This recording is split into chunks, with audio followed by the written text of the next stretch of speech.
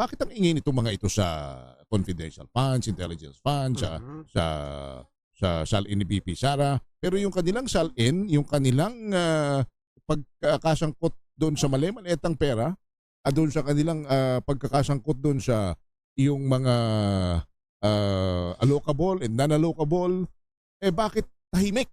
Kayo ba'y nasasaktan bilang nagbahagi rin ng institusyon dito sa mga ganitong klase po ng observation? Siyempre po nasasaktan because I was part of the institution. At like ko naman sinasabi, sana yung hinihingi natin, tayong nangunguna, tayong unang gumagawa. Diba? Kasi we all know, kung ang tagal, lahat kami nasa politics. Alam naming lahat kung anong nangyayari. So sana yung totoo lang ang ating ginagawa. At sana yung let's not be hypocrites. Diba? Parang confidential funds. Why don't we look at the other confidential funds as well to really see ano nga pa talaga ang practice when it comes to that. But when you look at one agency only or one person only, then what is our basis for comparison that the other agencies are not doing this as well? Diba? And how can we also pass a law in aid of legislation to correct confidential funds if we don't have comparisons with how other agencies are using their confidential funds? So dati ko pa sinasabi ito, ba't di natin tignan din yung confidential funds ng iba para may basis tayo how to pass a law in aid of legislation to compare. Kasi dito nakikita ko ang mali is the law eh. Kumusta mga kababayan? Magandang araw po sa inyong lahat. Saan mang dako po kayo naroon, sana'y nasa mabuti po kayong kalagayan. Lalong-lalo na po sa mga kababayan natin na sumusuporta sa mga Duterte. Sama-sama po tayo na suportahan si Vice President Sara Duterte hanggang sa 2028. Sama-sama po natin siyang ipanalo mga kababayan. Panibagong araw, panibagong reaction video na naman po ang hatid namin sa inyo. At eto nga po mga kababayan, itong si Congressman Bernadette Herrera. Nagbigay po ng kanyang opinion patungkol nga sa ginawang hearing po dyan sa Committee on Justice patungkol po sa impeachment laban dito kay Vice President Sara Duterte mga kababayan.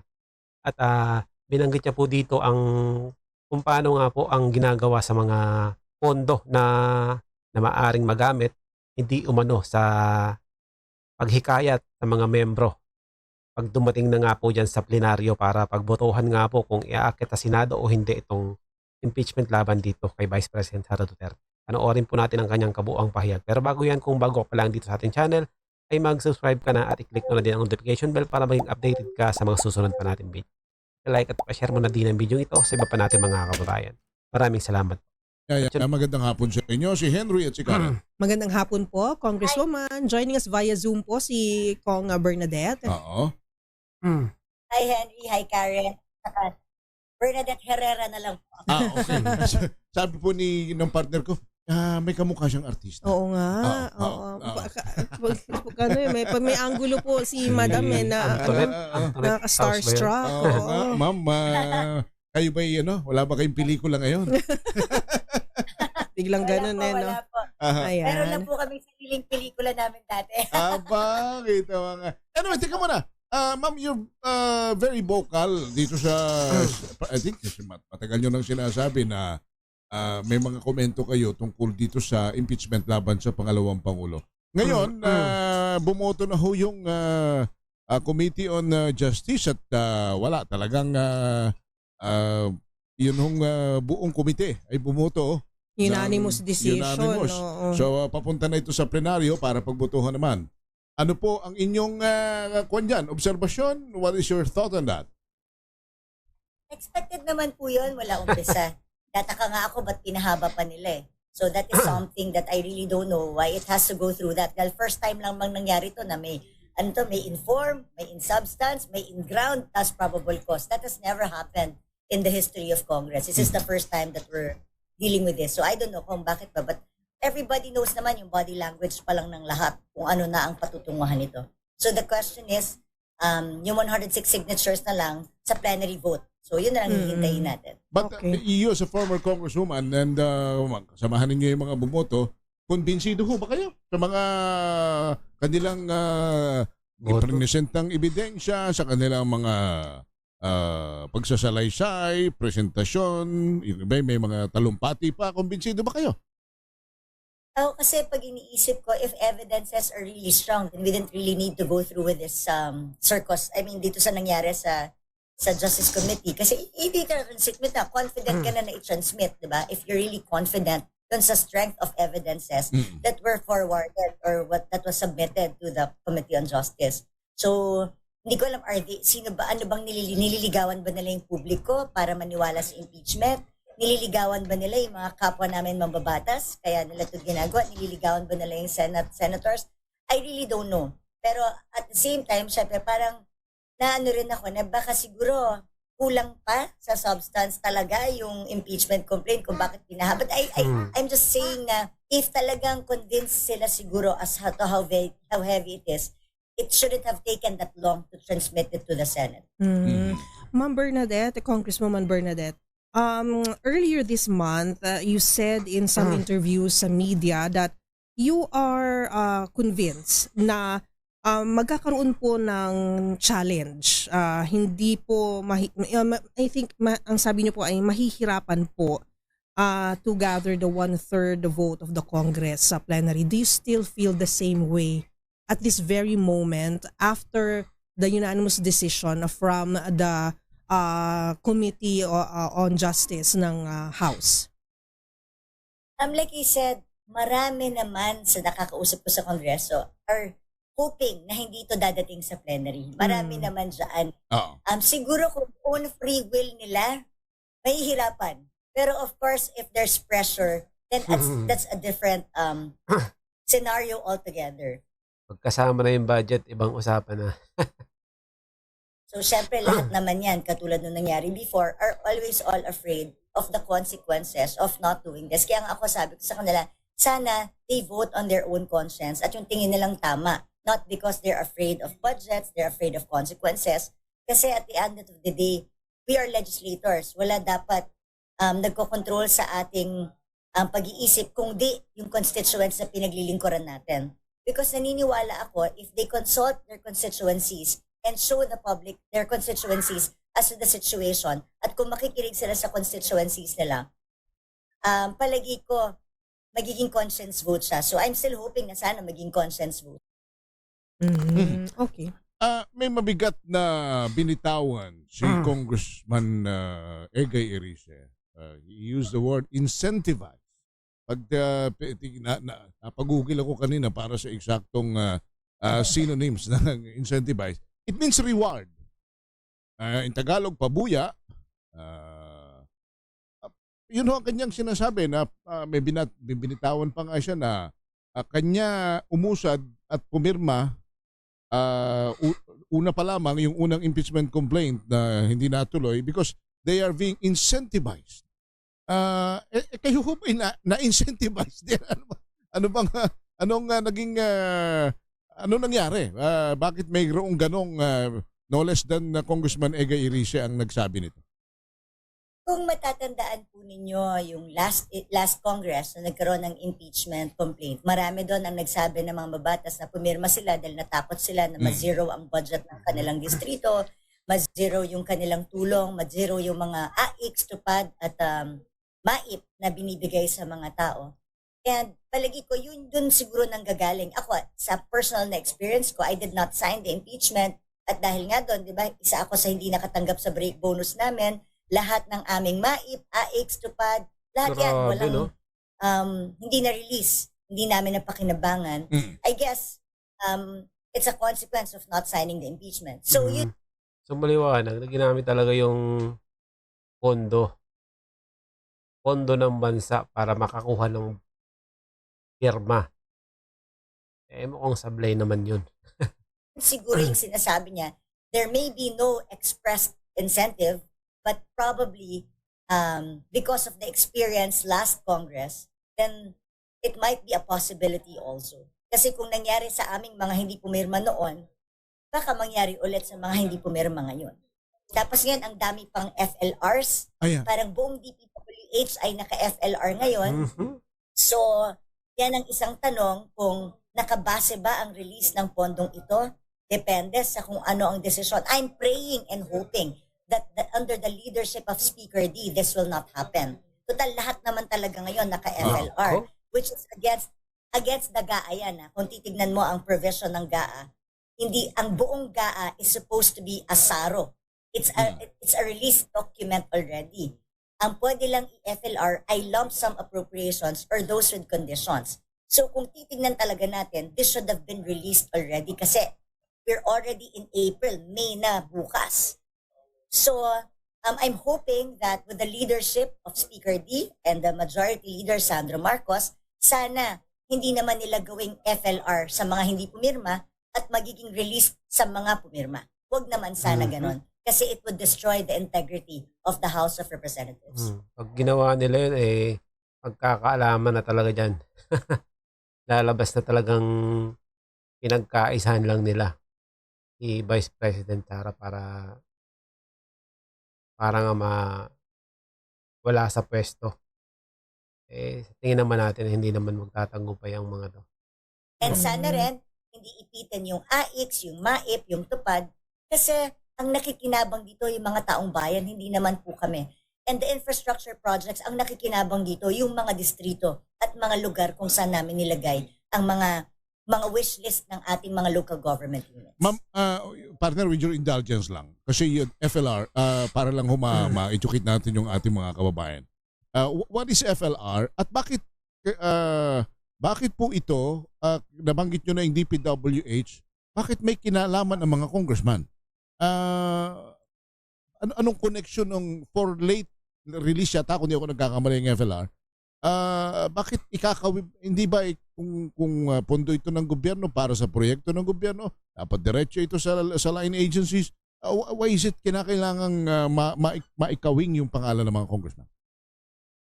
Kasi nga po, syempre, bawat distrito, di ba? Bawat distrito, nung ginawa natin yung budget, remember, kaming mga congressman, we have nothing to do with the implementation.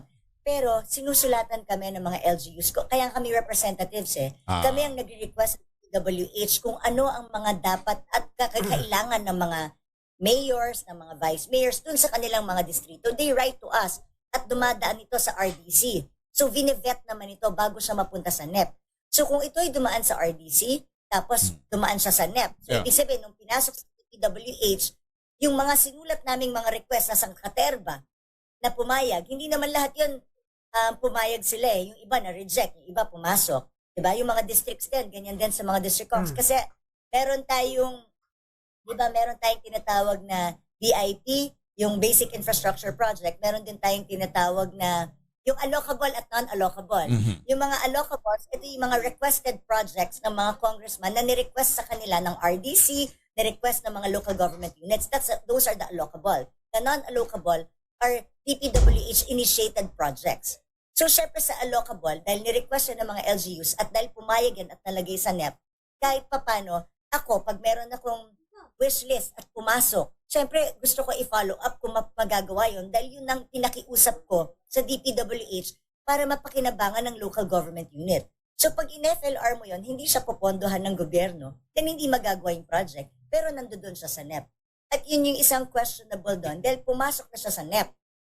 Tapos, dumaan siya sa HGAB. Pumasok siya sa Senate. Lumabas siya sa BICAM. Lumabas siya sa GAA.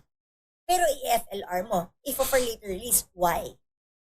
Okay, partner. Wala naman dapat niyang kinalaman ang congressman doon. Diba? So, kahit dapat, kung anong boto ng congressman, dapat the project should continue. Dahil like you said, ang makikinabang ang constituents, not the congressman. So, the project must proceed. Okay. Congresswoman Herrera, ma'am, meron din po kasing mga, sabihin na natin, witnesses or resource persons na during the hearing, na may mga nababanggit po sila na mga posible po, na sabihin na natin, mga ilang mga mambabatas na sabit sa mga corruption charges, mga cases po na gano'n. At syempre, nadudungisan po ang kredibilidad ng House. Ano po ang reaksyon nyo dito? And given nga po na umuusad na po itong impeachment laban naman po kay VP Sara.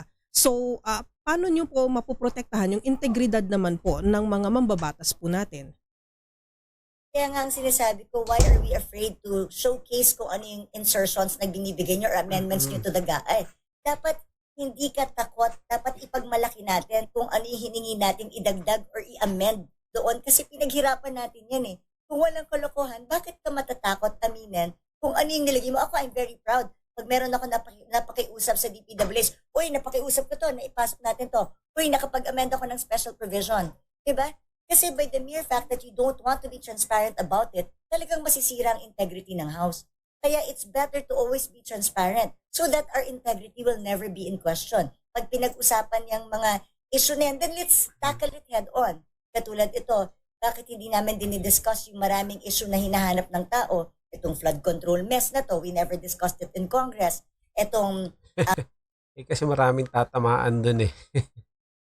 Kaya hindi nila pinag-uusapan dahil marami ang masasagasaan ng mga kasamahan mismo ng dyan sa Congress. 18 Marines, we never discussed this in Congress. Diba? Parang normally naman yan, pag hindi ka guilty, sa patawag mo, pagalitan mo. But why aren't we doing that in the House of Representatives? Opo. Alright, I'll go back to the FLR.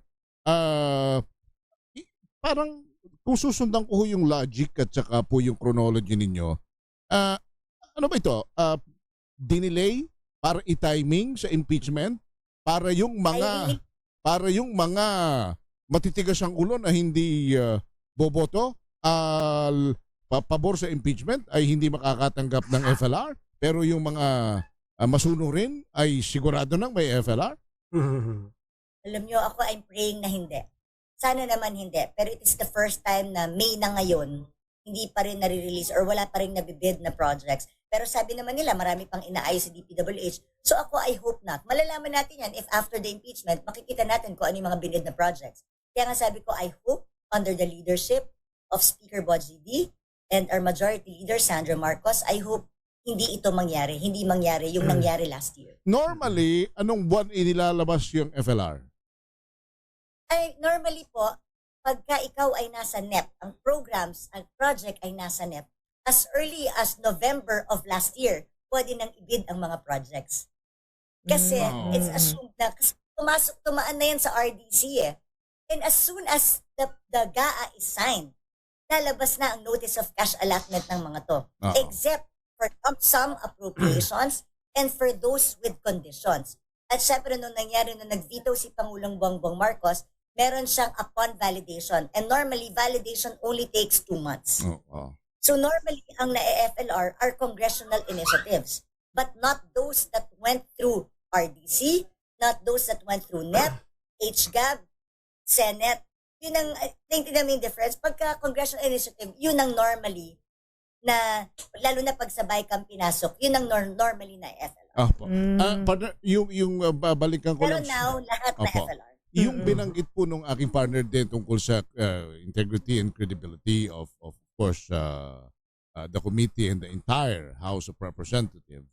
You being the spokesperson at meron pa kayong kinatawan ngayon sa Kongreso, nasasaktan ba kayo doon sa of course, yan naman ho'y open secret at talagang maingay sa social media na bakit ang ingay nitong mga ito sa confidential funds, intelligence funds, sa SALIN ni BP Sara, pero yung kanilang SALIN, yung kanilang pagkakasangkot doon sa mali-maliitang pera, doon sa kanilang pagkakasangkot doon sa yung mga allocable and non-allocable, bakit tahimik? Kayo ba'y nasasaktan bilang nagbahagi rin ng institusyon dito sa mga ganitong klase po ng observation? Siyempre po nasasaktan because I was part of the institution. At like ko naman sinasabi, sana yung hinihingi natin, tayong nangunguna, tayong unang gumagawa.